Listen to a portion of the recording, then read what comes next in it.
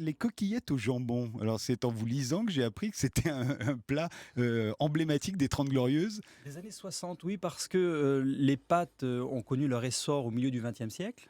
Et c'est en France qu'on fabrique le plus de coquillettes. En fait, il y a beaucoup de pays, c'est les macaronis, etc. Mais la coquillette, c'est vraiment un truc très français.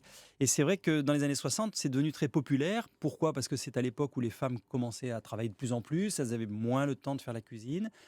Et donc, elles faisaient des plats simples et que les enfants adoraient. La coquillette jambon. En plus, il y avait la publicité à la télévision, la réclame, comme on disait, les fameuses pâtes, Rivoire et Carré, etc.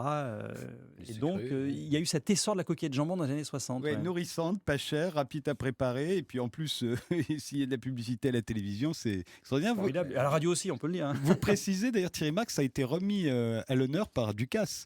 Complètement. Il a sa complètement. version Et il a des sa coquillettes version jambon. des coquillettes jambon, qui est très intéressant. D'ailleurs, il va éviter de pocher la pâte à l'eau.